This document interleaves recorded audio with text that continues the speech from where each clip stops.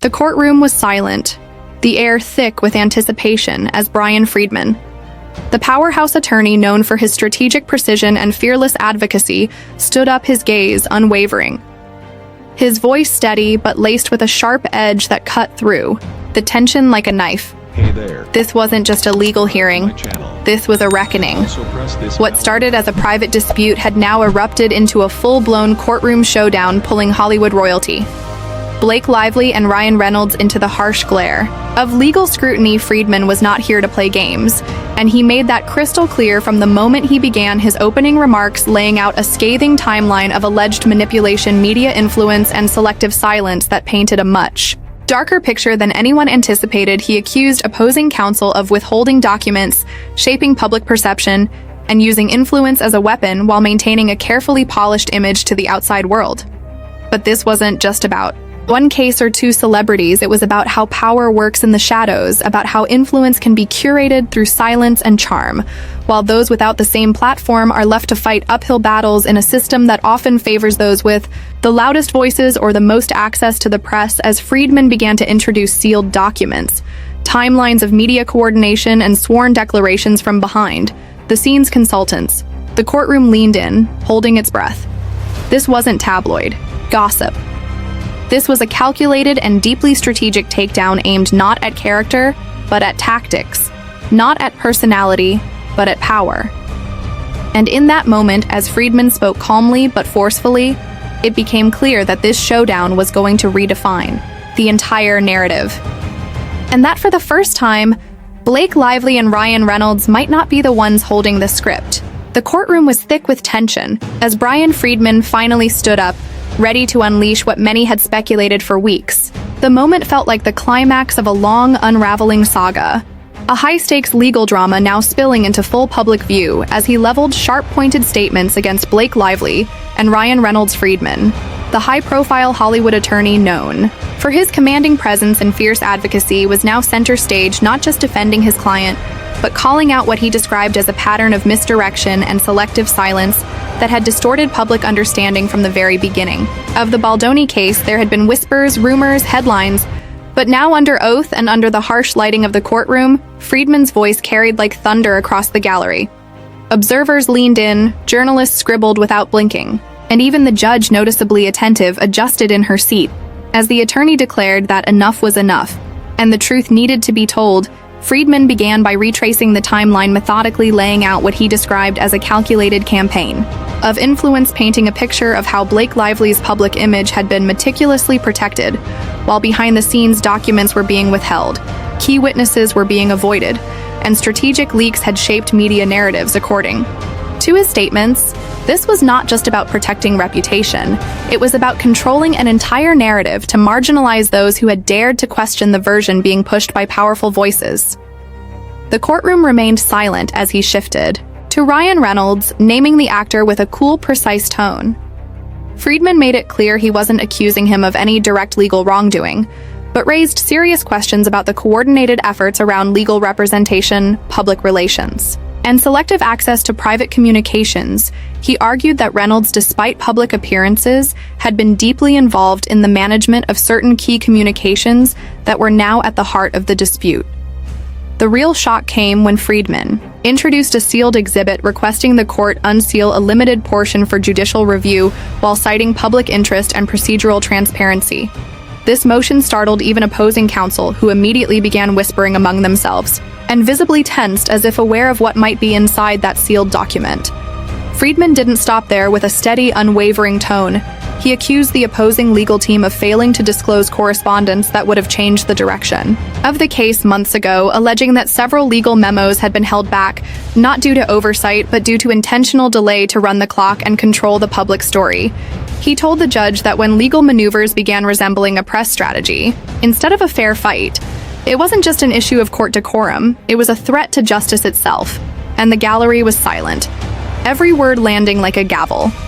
He spoke at length about the impact on his client, who had remained patient, cooperative, and silent amid a media frenzy, only to be maligned while the other side played carefully orchestrated chess moves in both the courtroom and the headlines. Freedman framed it not as a simple legal disagreement, but as an imbalance of power, as a warning of what happens when high-profile figures control the narrative with access to celebrity platforms, publicist teams, and friendly media outlets. Freedman reminded the court that silence isn't always apathy, and sometimes it's restraint, and that behind the scenes his team had documented repeated efforts to settle the matter privately, only to be rebuffed in what he described as a pattern of performative outrage and self-preservation. He pointed out several misleading quotes from unnamed sources that had been published in entertainment magazines and used as a tool to push public sentiment against Baldoni and others. Even though those leaks had never been corroborated under oath, according to Freedman, that strategy had worked. Too well, the court of public opinion had turned brutally and without evidence. And when Freedman laid down that point, he paused dramatically, letting the implication hang in the air. There was a brief flicker in the courtroom as Reynolds' legal team objected to what they called speculative narrative framing, but the judge overruled, saying she would allow more leeway during this phase due to the nature of the submission. Freedman then outlined how public statements made by Lively in various interviews subtly contradicted key assertions made in her own legal filings, noting that while no one expected perfect memory, the contradictions were material in context and merited closer examination. His voice rose slightly when addressing the burden placed on witnesses outside the Hollywood system, pointing out how journalists, podcasters, and commentators had received vague but chilling legal notices discouraging them from discussing certain court filings, even though those documents were a matter of public record.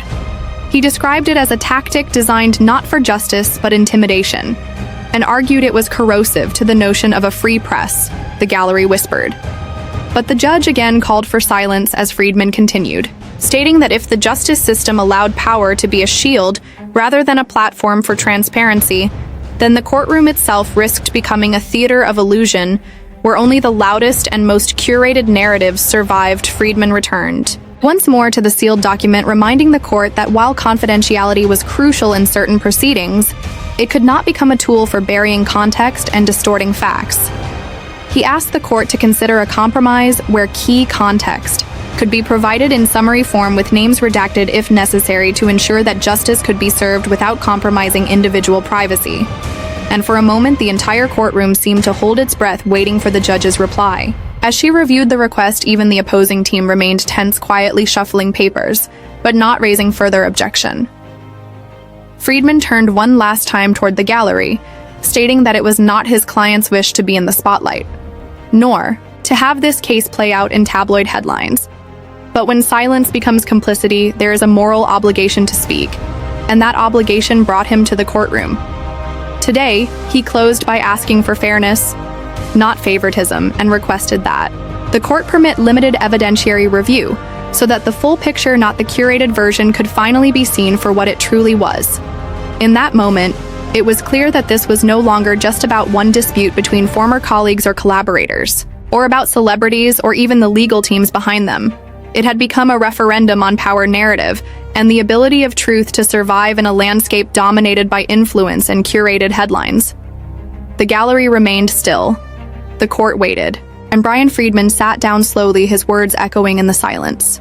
As the courtroom settled into a tense silence, the judge took a moment to address both legal teams, acknowledging the weight of the claims laid out by Bryan Freedman, and signaling that the matter of the sealed exhibit would be reviewed later in the day.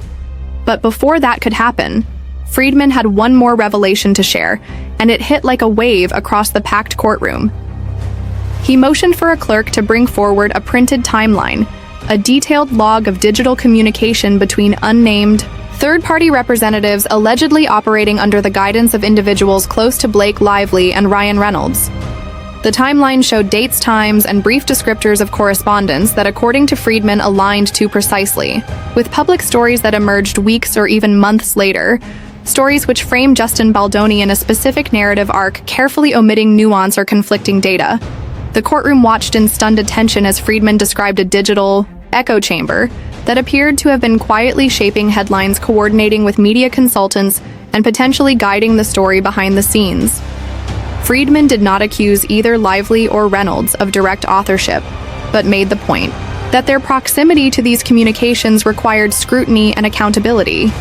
He stated clearly that no one should be above the expectation of transparency, especially when legal action is paired with public advocacy and strategic silence. Freedman then shifted his attention to specific court filings that had previously been redacted or sealed from public view. Not to sensationalize them, he said, but to ask whether the redactions had been used to withhold material context, not protect. Sensitive personal information. He cited 3 examples where entire paragraphs were missing from disclosed documents, only for those same paragraphs to later appear partially quoted in anonymous media leaks. Those quotes matched the redacted language, too closely to be coincidence, according to Freedman, suggesting that someone with access had selectively leaked pieces of information for public effect while denying full context to the actual court record. This inconsistency, he argued, did not just raise eyebrows. It raised foundational concerns about the integrity of the proceedings and the treatment of his client, who had endured reputational damage without a full opportunity to respond in equal measure. He reminded the court that the judicial system was not meant to be navigated like a press tour, and that when legal actors blur the line between litigation and influence, they create a slippery slope that undermines both public trust and due process. One of the most dramatic moments came when Freedman displayed a graphic showing how media sentiment shifted within 48 hours of certain legal filings being made public, even though many of those filings were still under redaction. At the time, he presented a compelling argument that public reaction was being steered not by verified evidence but by pre-planned narratives, carefully pushed to sympathetic outlets by unnamed sources which his team believed were aligned with the opposing legal side. And at this point, the judge asked for clarification, not objecting to the presentation but seeking clarity about whether Freedman was requesting sanctions or simply greater transparency. Freedman responded that he was not calling for sanctions at this time but was requesting a court order requiring both parties to submit full unredacted versions of all filings for judicial review to verify whether selective disclosures had occurred. He added that without this step, it would be difficult to evaluate the complete factual history of the case and determine whether any party had acted in bad faith. This moment stirred a strong reaction from the opposing legal team, who requested a brief recess, but the judge denied it, stating that proceedings must continue. Without unnecessary delay, what came next shocked even longtime court observers. Freedman began reading from a sworn declaration provided by a former media consultant who had worked briefly with a PR firm known to be connected to several Hollywood clients. The declaration stated that during a private meeting, the consultant had been told in passing that certain legal filings would never see the light of day because of friendly relationships with members of the entertainment press. The declaration did not mention names but included dates and context that aligned with the timeline already presented by Freedman. At that point, the courtroom was practically vibrating with tension, and several members of the press turned visibly pale, realizing that their own outlets might soon be drawn into this unfolding legal drama.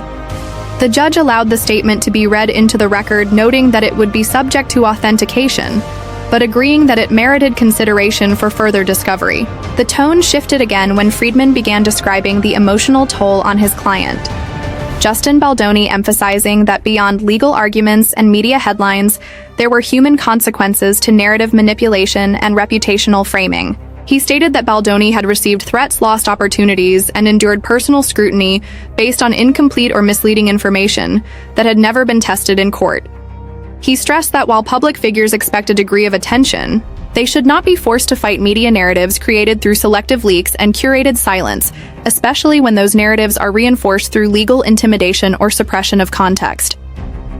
Freedman returned to the theme of silence, but this time not as a defense, but as a tactic used by powerful individuals to avoid accountability. He noted that Blake Lively had chosen not to respond publicly to certain questions raised in the filings, nor had Ryan Reynolds addressed inconsistencies in their shared legal stance. But behind the scenes, their combined influence, he argued, had worked to steer perception while avoiding the appearance of direct involvement. He drew a powerful contrast between the public image of grace and restraint, often associated with the couple, and the aggressive legal strategies that had been employed behind closed doors, stating that reputation is not the same as reality, and that legal truth should not be shaped by celebrity optics. Freedman also pushed back against the idea that raising these issues constituted a personal attack, stating that he had no interest in celebrity scandal, and every interest in ensuring that the legal process remained grounded in fairness, transparency, and accountability. He warned that if unchecked, the current trajectory of the case could establish a dangerous precedent where influence rather than facts determined the outcome of high-profile legal matters. His final point in Part 2 of the hearing revolved around witness access and protection, noting that several potential witnesses who had no direct affiliation with Baldoni had received informal warnings or cold calls, advising them to think twice before participating in the case. While no direct threat had been made, Freedman argued that the atmosphere created by those communications was intimidating. By design, he asked the court to issue a protective order, allowing those individuals to testify without fear of professional or reputational backlash, and to ensure that future discovery processes remained free from indirect coercion. As the court took a brief pause, the judge looked directly at both parties and stated that she would be reviewing the materials overnight and issuing a decision. About further unsealing and witness protections within 24 hours, the courtroom was dismissed temporarily, but the echoes of Freedman's presentation remained hanging in the air. A portrait of calculated influence challenged by a voice, unwilling to stay silent any longer. And while no verdict had been issued yet, it was clear that the balance of momentum had shifted dramatically, as Freedman sat back quietly reviewing his notes, while cameras waited outside the building for the next chapter to begin. As the courtroom doors reopened and everyone returned to their seats, the atmosphere had changed. There was a sense of unease and anticipation. Whispers circled around the gallery and journalists clutched their pens a little tighter, knowing the next stretch of the hearing could shift public opinion and legal strategy alike. Bryan Freedman wasted no time. He began Part 3 of his arguments by addressing the intersection between legal maneuvering and reputational warfare, stating plainly that when public perception is curated through filtered sound bites while evidence is kept under wraps, justice is no longer served, it is performed. He revisited the consultant's declaration, emphasizing how it aligned with his broader claim that narrative control had been as central to this dispute as any formal legal complaint. Freedman then pivoted to a more pointed area, what he described as the quiet but deliberate marginalization of digital commentators and independent media who had spoken critically about lively or questioned the prevailing narrative in the earliest days of the case. He pointed to a pattern of shadow messaging legal notices that were not full cease and desists, but rather suggestive warnings sent through intermediaries to discourage further commentary on specific aspects of the case. These notices were not sent to major newspapers, he noted, but to smaller voices who lacked the legal budgets to push back yet held sway in the online conversation. Freedman framed it as a form of digital silencing, a tool that relied on intimidation through implication rather than direct orders. He argued that it created a chilling effect where creators and writers self-censored not because they were wrong, but because they feared retribution not from the court, but from reputational retaliation or even litigation from those with more resources. He pointed out that this environment had not occurred by accident, but had been cultivated through a system of indirect messaging, informal outreach, and carefully timed media drops, all designed to keep the public focused on one narrative while burying or discrediting the voices who challenged it. Freedman then raised what he called a critical failure in the discovery process, stating that his team had repeatedly requested internal correspondence regarding media coordination, only to be told such communications were privileged or irrelevant, yet the leaks and the coordinated narratives had continued to surface, coincidentally matching filings or arguments that were pending or sealed. He told the judge that while privilege must be respected, it cannot become a fortress behind which manipulation hides. He asked that the court order a third-party review of select communications to ensure that privilege was not being used to shield unethical behavior, and he offered to submit his own team's internal records first as a show of transparency. The offer caught the courtroom by surprise, and the opposing counsel appeared visibly shaken as whispers passed among their table. The judge made no immediate ruling, but noted she would consider the offer and the implications of such a precedent. She acknowledged the concern over how modern media can shape litigation outcomes and whether current standards of privilege could be abused in that context.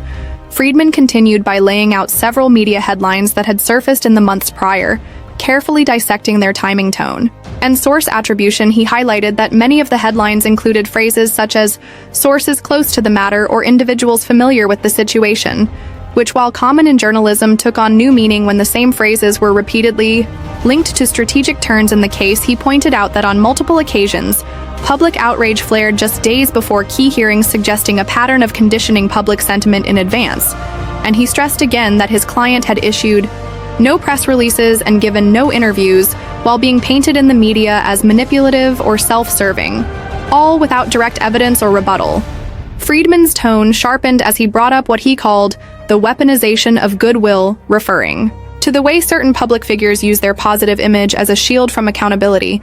He argued that while the court must remain neutral, public sentiment often does not, and when it is shaped by curated kindness, charm, and likability than facts, it can tilt the balance of perception in dangerous ways. Freedman insisted that Blake Lively and Ryan Reynolds had benefited greatly from a presumption of innocence built not only on law, but on their media personas, which he did not challenge as false, but rather incomplete. He stated that when those personas are backed by legal firepower and silent influence, the result can be devastating for those without equal reach. He reminded the court that this case was not about who had the best publicist or the most charming interview, but about truth, fairness, and accountability. Freedman also addressed the backlash faced by his client after a specific article claimed that Baldoni had attempted to discredit Lively using private text messages, a claim that had never been presented in court but went viral within hours. He clarified that those texts were entered into sealed discovery under judicial protocols and were never intended for public release, yet they had been described in detail in a story that appeared just 2 days after a private filing raising questions about who had access and how those descriptions had emerged. If not from inside sources, he asked for the court to consider that the timing was not random, but reflective of a broader strategy to paint his client as vindictive while obscuring the origin of the messages themselves, and more importantly, their actual content, which in his words contradicted the framing of those articles and pointed toward a more complex and less convenient truth. He then presented a brief timeline of other cases where similar tactics had been employed not by the same individuals, but by similarly influential figures in other high-profile disputes, and argued that the court system must evolve to account for narrative manipulation in the age of viral media, that when information can be weaponized and context can be selectively edited, it is no longer enough to say, let the facts speak for themselves, because the facts are often buried under a landslide of curated emotion and celebrity echo. Freedman once again called for the unsealing of key records, not to shame anyone or cause spectacle, but to create a baseline of truth from which the public and the court could operate. He stated that transparency would hurt no one with clean hands, but would be deeply uncomfortable for those relying on the shadows. He argued that even redacted summaries would be a better alternative than a vacuum in which opinion ruled and truth waited helplessly behind a judge's seal. The judge paused the proceedings at this point, asking both sides to meet with her in chambers for a closed-door discussion on the handling of the sealed materials, and court observers noted that even the bailiffs looked rattled by the intensity of the day. So far as the gallery emptied and reporters rushed outside to update their news feeds, it became clear that the narrative was shifting. Freedman was not just defending a client. He was challenging the machinery that protected celebrity image at the expense of full context and fair trial. And whether or not the court agreed with his motions, he had already succeeded in changing the tone of the case from scandal to scrutiny, from personal to systemic, from curated silence to uncomfortable truth. The courtroom lights dimmed and the final motions were filed. There was a stillness that settled over the proceedings, not a silence of defeat, but a silence of reckoning.